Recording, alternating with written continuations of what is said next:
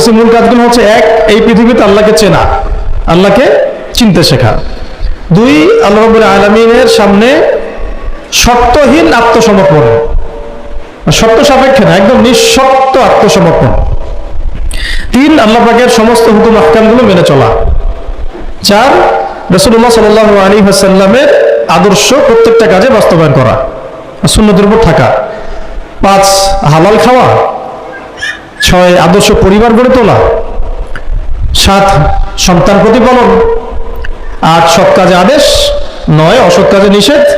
10, আল্লাহ পাকের এই জমিনের মধ্যে দিনটাকে প্রতিষ্ঠার চেষ্টা করা, যার যা সামর্থ্য আছে তাই দিয়ে। কেউ জান দিয়ে করবে, কেউ মাল দিয়ে করবে, কেউ কথা দিয়ে করবে, কেউ লিখনি দিয়ে করবে, কেউ প্রয়োজনে আল্লাহর পথে জিহাদ করবে, কেউ প্রয়োজনে শহীদ হবে। যার যেটা স্রোত সে সেভাবে করবে। এছাড়া কি দুনিয়াতে আমাদের কোনো কাজ আছে? এই কাজগুলোর মধ্যে, এই কাজগুলোকে যদি আমরা বাস্তবায়ন করতে পারি তাহলে দুনিয়াতেও সফল হব ইনশাল্লাহ, পরকালেও জান্নাতে যাবো ইনশাল্লাহ। এই তো, এই কাজগুলো যদি আমরা বাস্তবায়ন করতে পারি দুনিয়াতেও সফল হব ইনশাআল্লাহ এবং পরকালেও জান্নাতে যাবো ইনশাআল্লাহ। তো এক্ষেত্রে এই গন্তব্য হাসিল করার জন্য যে কাজটা সবার আগে দরকার, এতক্ষণ যেগুলো বললাম, এই গন্তব্যটা হাসিল করার জন্য সবার আগে যে কাজটা দরকার সেটা হচ্ছে এক, সেটা হচ্ছে শরিয়াতের একটা ন্যূনতম জ্ঞান অর্জন করা। শরিয়াতের ন্যূনতম একটা জ্ঞান অর্জন করা। শরিয়াতের ন্যূনতম জ্ঞান বলতে আমি কি মিন করছি, কি বুঝাচ্ছি? আমি বোঝাচ্ছি কমপক্ষে আপনাকে বিশুদ্ধ করে কোরআন তেলাওয়াত করা শিখতে হবে, 1 নাম্বার। এর সাথে আপনাকে আরবি ভাষা কিছুটা হলেও শিখতে হবে যাতে আপনি কোরআনটা বুঝতে পারেন। 3 নাম্বার হচ্ছে হাদিস শাস্ত্র পড়ার যোগ্যতা আপনাকে অর্জন করতে হবে, মানে হাদিস পড়াশোনা করতে হবে। 4 নাম্বার নবী সাল্লাল্লাহু আলাইহি ওয়াসাল্লামের পবিত্র সিরাত অর্থাৎ জীবনী, এটা আপনাকে পড়তে হবে। মনে থাকবে তো? লিখে নেন। 5 নাম্বার হচ্ছে, 1 নাম্বার কি বলেছিলাম? বিশুদ্ধ কোরআন তিলাওয়াত। তারপরে বলেছি আরবি ভাষা শিক্ষা করা। তারপরে বলেছি হাদিস পাঠ। তারপরে বলেছি সিরাত পাঠ। 5 নাম্বার হচ্ছে আকীদা বিশুদ্ধ করা। আকীদা বিশুদ্ধ করা। আকীদার অনেক কিতাব আছে এবং আকীদার আর অনেক দার্সও আছে, এটা নিয়ে আমরা পরে আলোচনা করবো ইনশাআল্লাহ। 6 নাম্বার হচ্ছে আপনার ইসলামের ইতিহাস পড়াশোনা করতে হবে, ইসলামের ইতিহাসটা পড়াশোনা করতে হবে। 7 নাম্বার হচ্ছে ইসলামিক অর্থনীতি পড়াশোনা করতে হবে, ইসলামী অর্থনীতির জ্ঞান রাখতে হবে।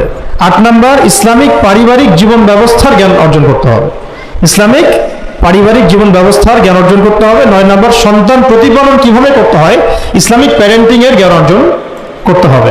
10 নাম্বার হচ্ছে যে ফিকহের জ্ঞান অর্জন করা। ফিকহ মানে হচ্ছে তুলনামূলক যে মাসলা মাসাইলগুলো না জানলে আমরা আমল করতে পারবো না, এই মাসলা মাসাইলগুলো জেনে নেওয়া, যেটাকে আমরা বলি যে ফরজে আইনের জ্ঞান, ফরজে আইনের জ্ঞান। তাহলে এখানেও 10টা পয়েন্ট বের হয়ে আসলো, তাই না? তাহলে আমার সাথে রিপিট করেন। প্রথমে বলেছি ইলম অর্জনের ক্ষেত্রে আপনাকে কোরআনের আগে কোরআন দিয়ে শুরু করতে হবে, মানে কোরআন যিনি তেলাওয়াত করতে পারেন না তিনি হতভাগা। মুসলিম পরিবারে জন্মগ্রহণ করেও যিনি কোরআন তেলাওয়াত করতে পারেন না, আমি মনে করি না এই পৃথিবীতে তার চেয়ে হতভাগা কেউ আছে, আমি মনে করি না। মানে কোরআনের সাথেই সম্পর্ক নাই, মানে আল্লাহর কিতাবই সে তেলাওয়াত করতে পারে না, তো সে এই পৃথিবীর সম্পদ নয় বরং বোঝা। আল্লাহ পাক আমাদের সবাইকে আল্লাহর কিতাব শেখার তৌফিক দান করেন। এটা 1 নাম্বার। এখান থেকে শুরু হবে পড়াশোনা। আগে একটা আদনান ভাইয়ের বই নিয়ে নিলাম, আগে একটা অমুক স্কলারের বই নিয়ে নিলাম, আগে একটা তমুক স্কলারের বই নিয়ে নিলাম, এভাবে পড়াশোনা শুরু করতে হয় না। পড়াশোনা শুরুটাই হবে আপনার কোরআন থেকে, সব বন্ধ, আগে কোরআন তেলাওয়াত থেকে শুরু করতে। তারপরে আপনি আরবি ভাষায় আসবেন, হাদিস পড়বেন, সিরাত পড়বেন, ইতিহাস পড়বেন, অর্থনীতি পড়বেন, আস্তে আস্তে পড়বেন। এভাবে ফিকহের জ্ঞান, আকীদার জ্ঞান, সন্তান প্রতিপালন, ইসলামিক এই জীবন ব্যবস্থা বা পারিবারিক জীবন ব্যবস্থার জ্ঞানগুলো অর্জন করা। তো ইনশাআল্লাহ আমরা এই জ্ঞানগুলো অর্জনের চেষ্টা করবো তো ইনশাআল্লাহ। এখন কঠিন প্রশ্ন হচ্ছে, এখন আমি তো বললাম একটা তাত্ত্বিক কথা বললাম, এখন আপনিও জানেন আমিও জানি, এটা আপনি এখন কিভাবে করবেন, কিভাবে করবেন, সম্ভব কিনা আপনার পক্ষে?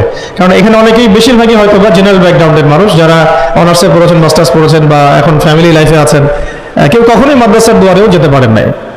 এখন যদি আপনি এগুলো শুরু করতে চান তাহলে আপনার সামনে অপশন কি? আসলে আপনি কি আবার শুরু থেকে মাদ্রাসায় ভর্তি হতে পারবেন? উত্তর হচ্ছে না। তাহলে সেকেন্ড অপশন হচ্ছে মাদ্রাসা ভিত্তিক যদি শর্ট কোর্স চালু করা হয়, সেই শর্ট কোর্সগুলো আপনাকে করতে হবে, এছাড়া তো কোনো অপশন নাই। 3 নম্বর আরো প্রশ্ন আসবে, এটা কি আপনি অফলাইনে সব জায়গায় মুভ করে করে করতে পারবেন? উত্তর হচ্ছে না। যদি আপনার অফলাইনে আপনার সামনে কোনো সুযোগ থাকে তাহলে তো ভালো, যে আপনার বাসার পাশে একটা মাদ্রাসা আছে বা আপনার এলাকাতে একটা সুন্দর মাদ্রাসা আছে, এটা থাকলে তো আলহামদুলিল্লাহ এবং ভালো, আমরা চাই সেটাই হোক, কিন্তু সবার ক্ষেত্রে এটা পসিবল হয়ে ওঠে না। এই কারণে অনলাইনের কোর্সগুলোর দিকেও একটু ফোকাস করতে পারেন, ঘরে বসে পর্দার সাথে আপনি কোর্সগুলো করতে পারেন। 4 নম্বর পয়েন্ট হচ্ছে এই কোর্সগুলো করলে আবার সব শেখা যায় না, কারণ অনলাইনের কোর্সগুলো তো আপেক্ষিক, এগুলো সব সামনাসামনি বসে তো পড়ানো হয় না, এই কারণে ইফেক্টটা আসে না। এই যে সামনে বসে লেকচার দিচ্ছে, এটার যে ইম্প্যাক্ট, এটা অনলাইন লেকচার শোয়ার ইম্প্যাক্টটা সেম না কখনোই। এই জন্য আমরা সবসময় বলি যে ওস্তাদদের সামনে গিয়ে দার্স নেওয়া আর কি, এই সুযোগটা তো সবাই পাচ্ছেন না। এই জন্য আমরা আপনাদের প্রতি আহ্বান করবো এবং আমরাও উদ্যোগ নেওয়ার চেষ্টা করবো যাতে প্রত্যেকটা বিভাগীয় শহরে প্রত্যেকটা বিভাগীয় শহরে মেয়েদের জন্য একটা স্বনামধন্য একটা আদর্শ দিনী মার্কাজ প্রতিষ্ঠা করা যায়, যেখানে অফলাইনে আমাদের দিনী বোনরা এসে সপ্তাহে 2 দিন 3 দিন দিন শিখবেন। এতে ইনশাল্লাহ 1 বছর অনলাইনে পড়ার চাইতে বেশি ফায়দা হবে। কিন্তু এই কাজটা আমার একার পক্ষে করা সম্ভব না, ওনার একার পক্ষে করা সম্ভব না। উনি বললাম এটা নিয়ে আবার ঝগড়া করতে পারে, আমাদের ওস্তাজার একার পক্ষে করা সম্ভব না, আমাদের প্রিয় ওস্তাজার একার পক্ষে করা সম্ভব না, ঠিক আছে? তো এটা আবার আমাদের সবাইকেই হাত লাগাতে হবে। আমার কাছে এত অর্থ সম্পদ নাই, আমার কাছে কোনো জায়গা জমিও নাই, থাকলে আমরা আল্লাহর রাস্তায় ফি সাবিলিল্লাহ দিয়ে দিতাম। যাদের কাছে আছে তারা এগিয়ে আসেন, প্রতিষ্ঠান গড়ে তোলেন, প্রত্যেকটা এলাকায় একটা করে মেয়েদের মার্কাজ গড়ে তোলেন, টিচারদেরকে আমরা ট্রেন করে দেবো ইনশাআল্লাহ, সিলেবাস আমরা দিয়ে দেবো ইনশাআল্লাহ, মুআল্লিমা আমরা পাঠাবো ইনশাআল্লাহ। একটা এলাকার বোনদেরকে যেন বাইরে যেতে না হয়, সে এলাকার মধ্যেই তারা 100 জন 50 জন বসে বসে দিন শিখবে। সম্ভব না এটা করা? অনেক আগেই সম্ভব ছিল এবং জরুরিও ছিল, কিন্তু আমরা অন্যদিকে বেশি ফোকাস করছি। মেয়েদেরকে সত্যি এখানে আমরা অবহেলার মধ্যে রেখেছি। এখন আমার মেয়ে হয়েছে বলে আমি খুব কনসিয়াস যে আমি এখন মেয়ে নিয়ে কি করবো, আমার মেয়েকে আমি কিভাবে বড় করবো। এখন তো আমি মেয়েকে পড়তে অন্য কোথাও পাঠাবো না, কারণ সিকিউরিটি কনসার্ন। আমি আমার মেয়েকে কোথাও মেসে থাকতে দিব না, সিকিউরিটি কনসার্ন, এবং আমাদের গায়রতের খেলাফ, ব্যক্তিত্বের খেলাফ। তাহলে আমার মেয়েকে পড়াশোনা করানোর জন্য আমাকেই প্রতিষ্ঠান গড়ে তুলতে হবে, এবং এমন প্রতিষ্ঠান যেখানে আমার মেয়ে দুনিয়াবি জ্ঞানও পাবে, পরকালের জ্ঞানও পাবে। এটা তো অ্যাভেলেবল না, তো অ্যাভেলেবল হবে কখন? যখন সবাই হাত লাগাবো। দেখেন, আমি একটা হাদিস মনে করে দিই আপনাদেরকে, এটা বলতে চাচ্ছিলাম না কিন্তু বলছি। নবী সাল্লাল্লাহু আলাইহি ওয়াসাল্লাম একদিন ঈদের খুতবা দিচ্ছিলেন, এবং ওই খুতবাতে তিনি বলেছিলেন যে, হে মুসলিম নারীগণ, আমি জাহান্নামে দেখে এসেছি যে তোমাদের সংখ্যা বেশি।